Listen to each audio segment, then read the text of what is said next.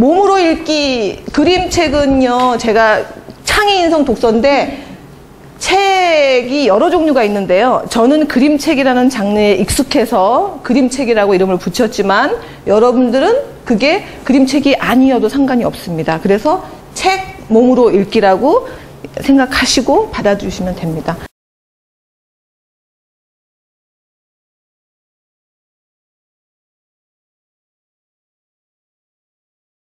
그래서 차례는 왜? 네, 받으신 발제물에 있습니다. 왜? 어떻게? 그 다음에 불러일으켜져 재경험되는 기억. 네, 그 다음에 4. 나만의 병행 텍스트 찾기. 이렇게 진행이 될 겁니다.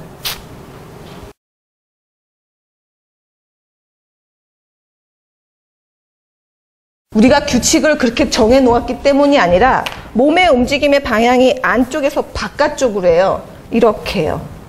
발달의 방향도 이렇게 발달합니다. 그래서 이렇게 나가는 것이 오른손으로 쓰면 이렇게 나가는 거, 왼손으로 쓰면 이렇게 나가는 것이 자연스러운,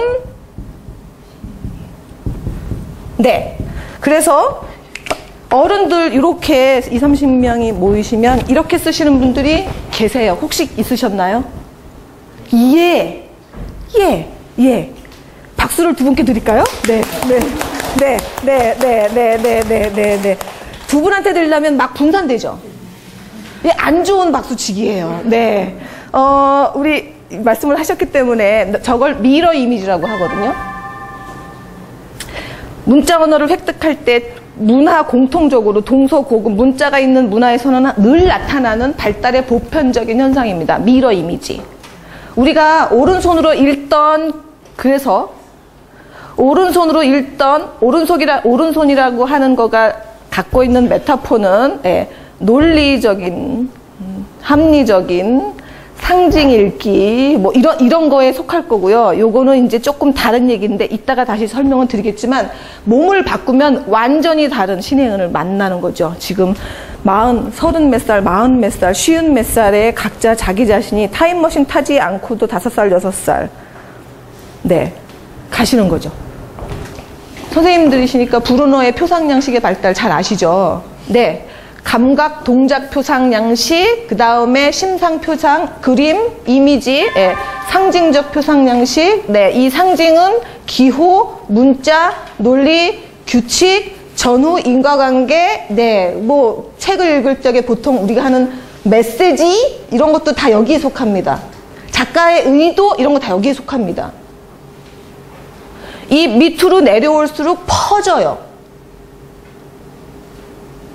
그래서 이제 우리 선생님,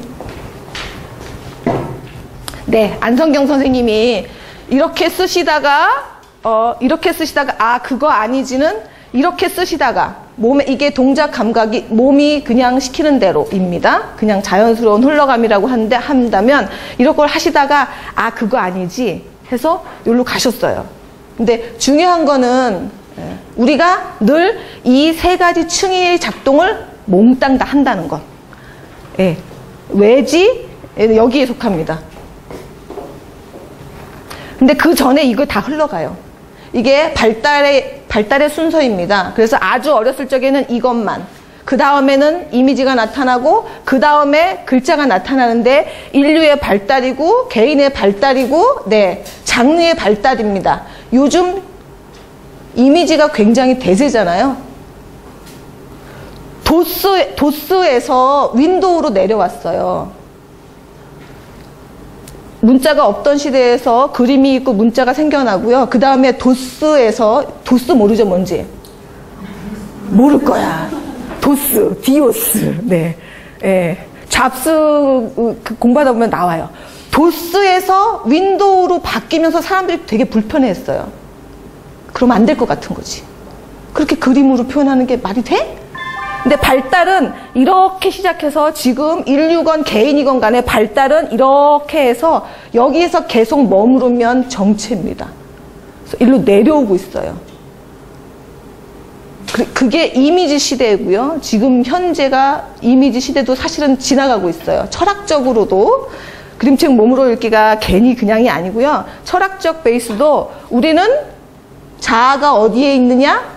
자아는 머리에 있나 가슴에 있나가 아니라 자아는 피부에 있다라고 얘기하는 시대예요. 철학적으로도. 그러니까 철학이 먼저 간다고 한다면 그게 실제인 교육장에서는 훨씬 더 우리가 조금 늦게 간다고. 왜냐하면 우리가 보수적이어야 하니까. 함부로 진보를 피부는 자아다 이렇게 이거를 적용하면은 위험할 수 있잖아요. 어떤 이런 그런 여러 가지 것들을 고려하지 않고 가니까 우리가 가장 보수적일 수밖에 없는데, 일단 그림책을 텍스트를 몸으로 읽는 거는 어렸을 때는 그렇게 했다가 발달했다가 성인이 돼서 논리와 문자와 기호와 규칙으로 읽다가 그 다음엔 더 이상 그렇게 읽는 걸로는 새로움, 흥미로움, 공간을 뛰어넘고 왔다 갔다 하는 창의성, 그게 안 되는 거죠. 그래서 내려와요. 여기까지도 그림책은 글과 그림의 결합입니다. 그냥 일반적인 문학 텍스트도 우리가 읽으면 이미지가 떠오르기 때문에 글과 그림의 결합은 어떤 거에도 다 해당돼요. 근데 우리가 지금 안 하고 있는 건 뭐냐 하면 그 안에서 내 몸이, 내 동작이 어떻게 느껴지고 움직여지는지에 대한 인식, 에너지의 방향을, 그거를 읽겠다는 부분으로가 아직은 새로운 거죠. 그 부분을 하시는 겁니다. 여러분이 왼손으로 자기 이름 쓰셨을 적에 느껴졌던 그거가 이 책을 읽으면서 가능한 거죠.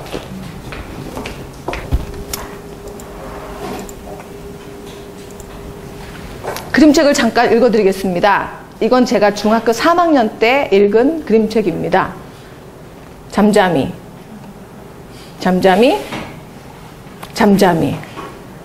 여러분은 벌써 잠을 재우면 안 되는데. 풀밭이 있었습니다. 젖소가 풀을 뚫고 있었습니다. 말도 뛰놀고 있었습니다. 풀밭 따라 해묵은 돌담이 이어져 있었습니다. 돌담 하나는 수다스러운 돌진의 식구들이 잘 살고 있었지요. 바로 이웃에 곡간도 있었지요. 그러던 어느 날 주인 농부가 이사를 가고 말았답니다. 곡간도 텅 비고 말았답니다. 겨울이 멀지 않았어요. 작은 쥐들은 콩이랑 열매, 밀이랑 짚을 모으기 시작했어요. 모두들 밤낮 없이 일했어요. 잠잠이만 빼고는. 잠잠이 너 왜 일 안 해? 물었어요. 나도 일하고 있어. 잠잠이가 대답했어요. 춥고 어두운 겨울날을 위해 햇빛을 모으고 있는 중이야.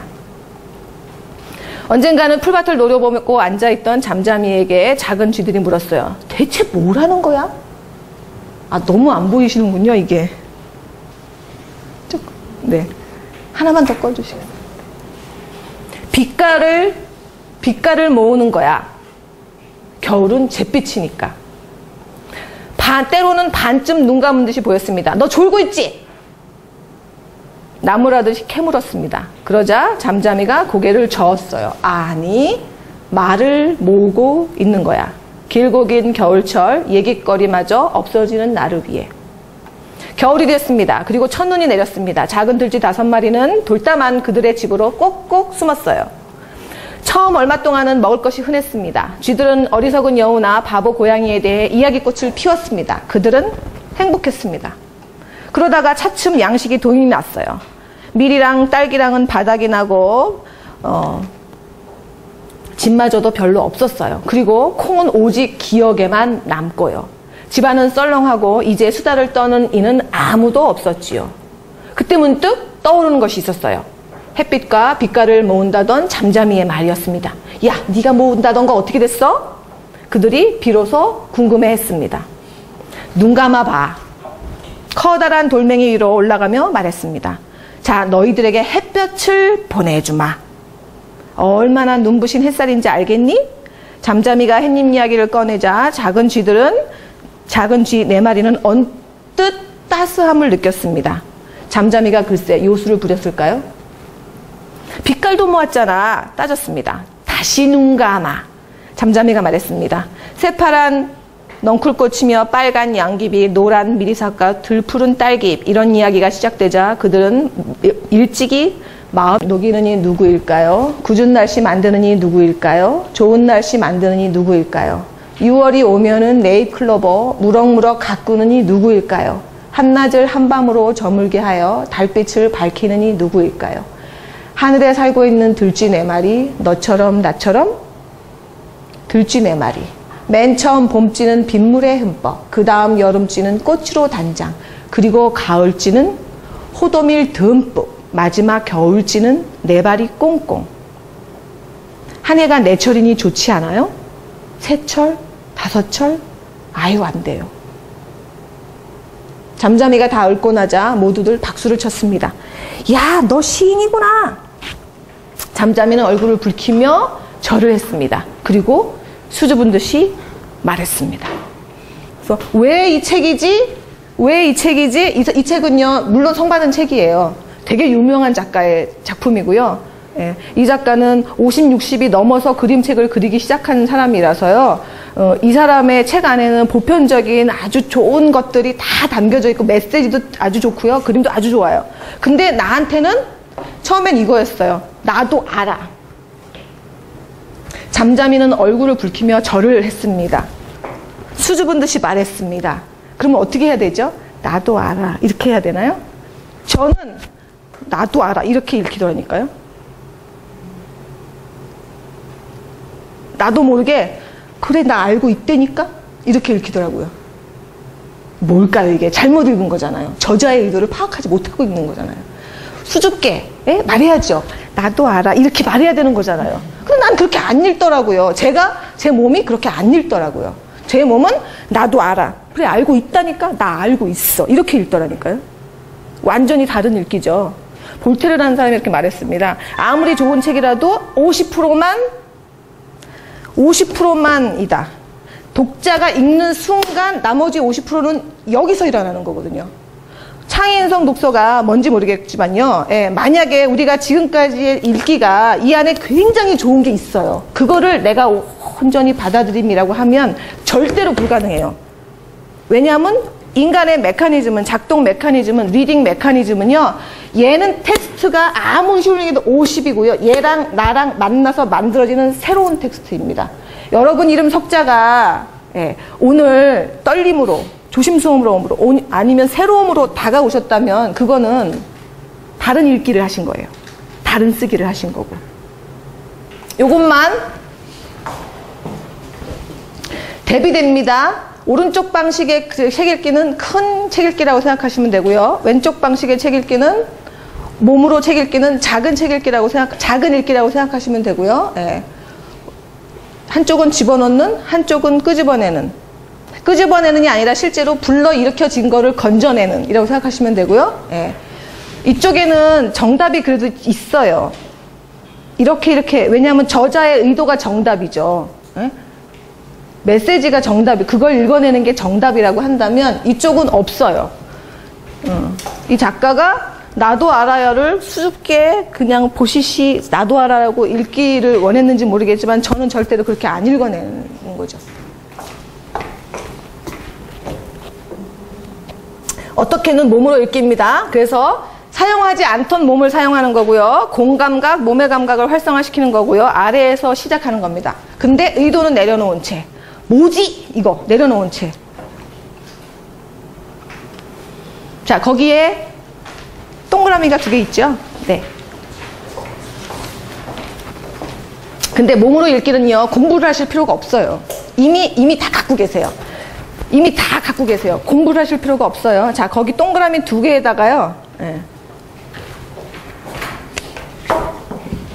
원래는 직접 그리시라고 하는데, 제가, 여러분이 그리시기가, 점을 3개 찍을 겁니다. 점을 3개. 이렇게 찍으십시오. 한쪽에다가.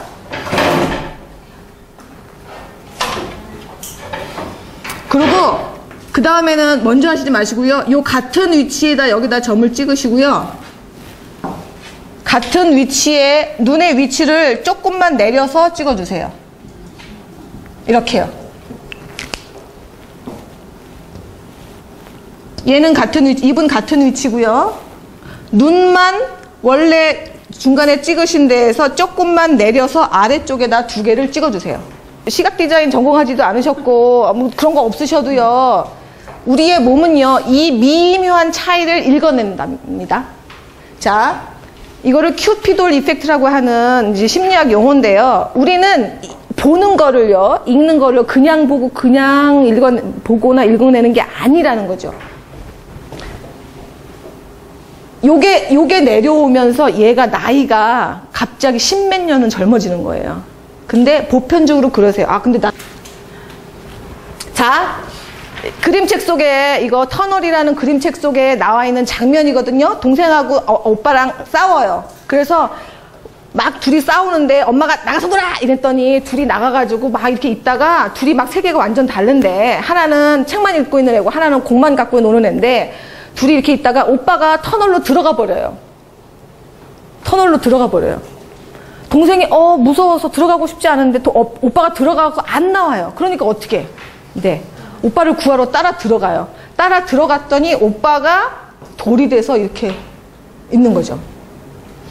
이제 여러분이 그림을 보셨잖아요. 그러면 여태까지는 어떻게 보셨냐 하면, 돌이 된 오빠를 애가 끌어안고 있구나. 네, 끌어안고서 울었더니 오빠가, 이게 어떻게 된 거죠, 지금? 사람이 된 거죠. 이거가 맨 위로 있는 거예요. 맨 위로. 어떻게 하셔야 되냐면, 어떻게 하시면 될까요? 맨 왼쪽 장면에서 딱딱함이, 거칠거칠함이, 차가움이, 실제로는 우리가 저 그림을 볼 때 우리 몸에서는 작동을 하는데요. 그거가 너무 빨리 지나가고 우리가 처리를 해서 돌멩이로 된 오빠를 애가 끌어안았구나로 남는 거라고요. 이쯤 얘기하시면, 말씀드리면 저기서는 어떻게 돼야 될까요, 그러면은? 네, 맞습니다. 따뜻함을, 체온을, 느껴져야 돼요. 저 장면을 볼 때. 근데 실제로 책을 읽을 때도, 그림이 없는 텍스트로만 읽을 때도 그 일이 일어납니다.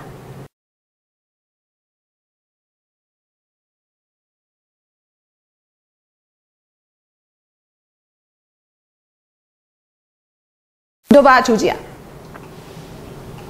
지져봐, 조지야. 조지네 엄마가 말했어요. 조지야, 지져봐. 조지가 짖었어요.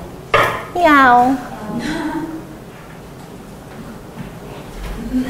아니야, 조지. 엄마가 말했어요. 고양이는 야옹, 개는 멍멍. 자, 조지야, 짖어봐.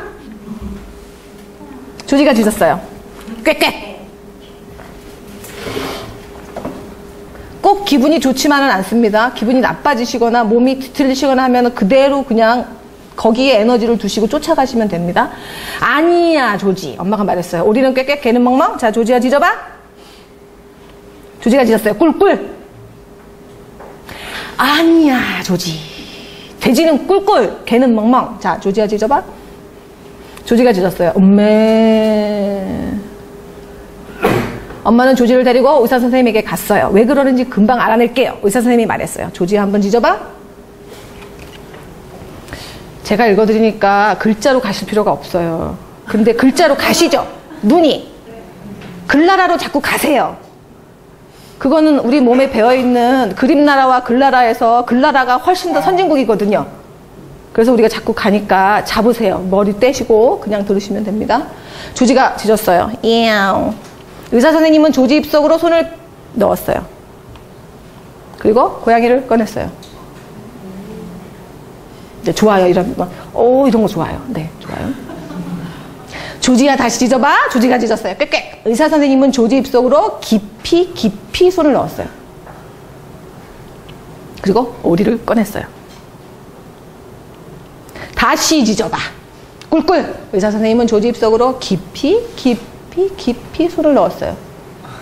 그리고 돼지를 꺼냈어요.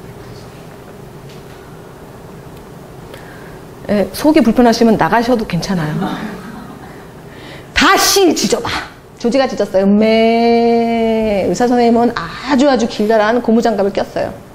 그리고 나서 조지 입속으로 깊이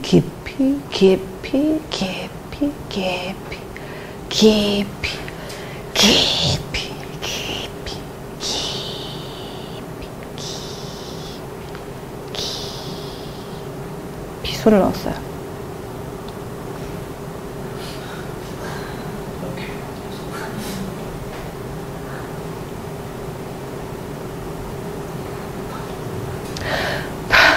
다시 짖어봐. 조지가 짖었어요. 망망! 엄마는 너무 기뻐서 의사 선생님에게 뽀뽀를 했어요. 고양이에게도, 오리에게도, 돼지에게도, 소에게도 했어요. 집으로 돌아오면서 엄마는 지나가는 사람들에게 조지를 자랑하고 싶었어요. 그래서 조지에게 말했죠. 조지야, 짖어봐.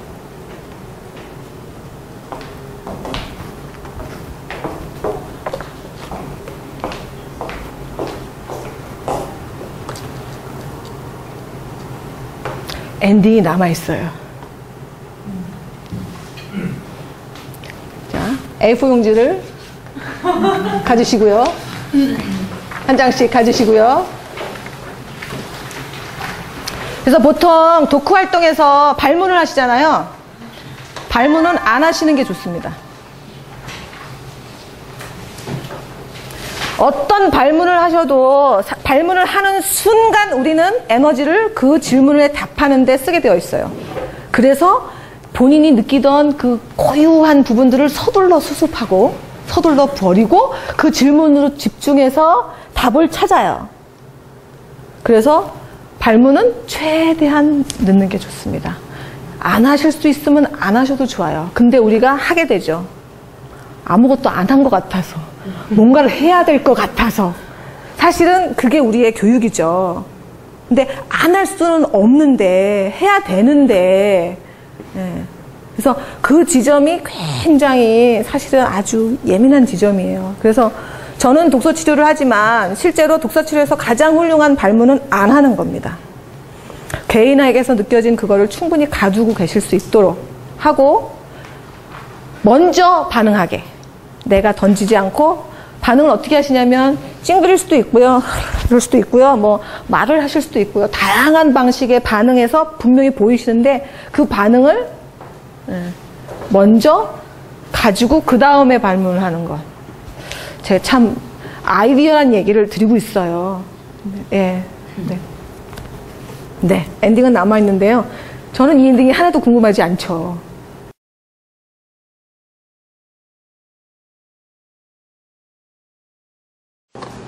엄마 고마워 이렇게 지었어요. 그 속에 있는 뜻은 아까 그 멍멍하고 짖기를 원했지만 계속 야옹 꿀꿀 엉뚱한 소리를 해댔어요. 의사 선생님이 그 강아지를 고쳐줄 때 이렇게 생각을 했어요. 고마운 이유가 나를 찾게 해줘서 고마워. 내 속에 있었던 답답한 모든 바위덩어리들이 같이 풀려져 나왔어. 그래서 속이 시원해졌어. 엄마 고마워. 그럽니다.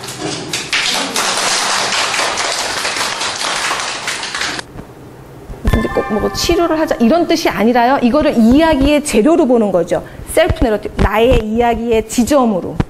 왜 우리가 책을 읽고 공부를 하고 결혼을 하고 애를 낳고 이렇게 하냐 하면 그냥 모든 것이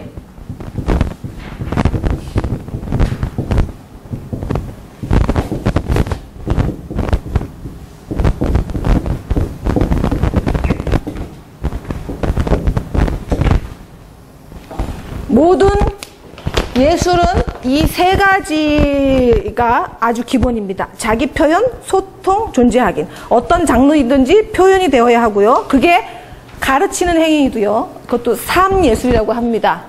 가르치는 행위는 예술이 아니다가 아니라 이걸 라이프 아트라고 합니다. 삶 예술. 내가 어떤 걸 하고 있든지 그게 삶 예술인데 모든 예술은 자기 표현.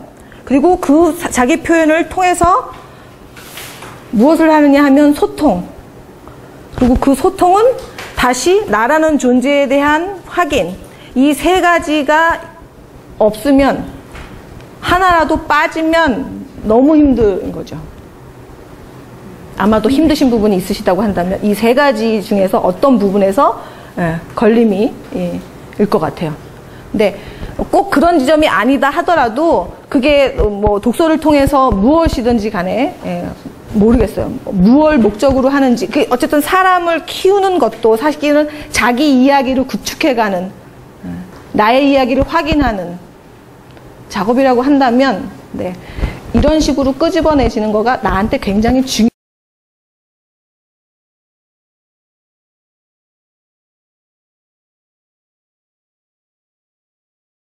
네, 집으로 돌아오면서 엄마는 지나가는 사람들에게 조지를 자랑하고 싶었어요. 그래서 조지에게 말했지요. 조지야, 짖어봐. 그러자 조지가 짖었어요.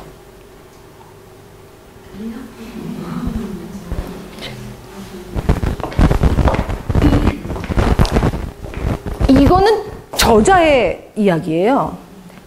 내가 저자 이야기를 먼저 보면요, 내 이야기는 왜소한 거죠. 나는 저자가 아니거든요. 그래서 먼저 보는 게 아니라 내 안의 이야기가 먼저 나한테 느껴지고 그 다음에 저자를 보면 그 차이, 유사하면 유사함, 차이점이면 차이점, 그거를 내가 딱 갖고 갈 수 있어요.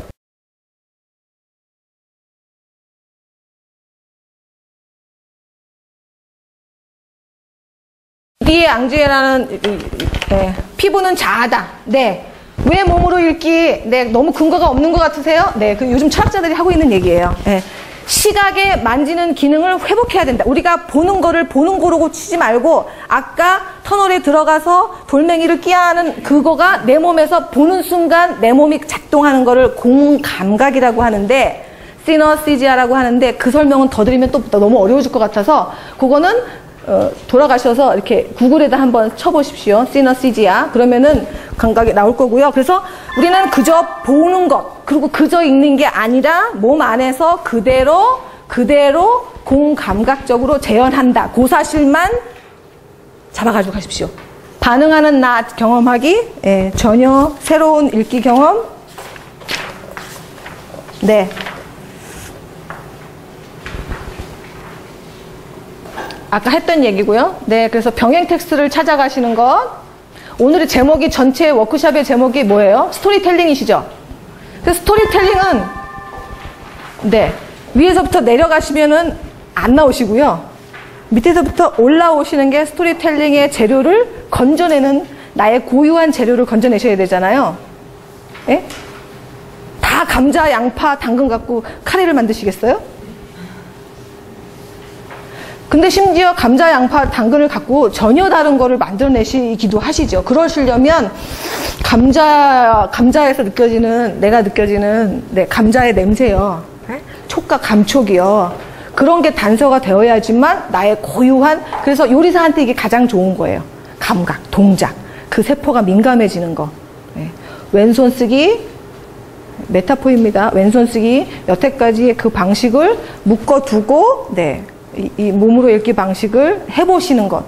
네, 해보셔도 좋고 안 해보셔도 좋습니다. 하지만 해보셨을 적에 본인한테 새롭게 경험되어지는 그런 지점들이 분명히 있으실 거예요.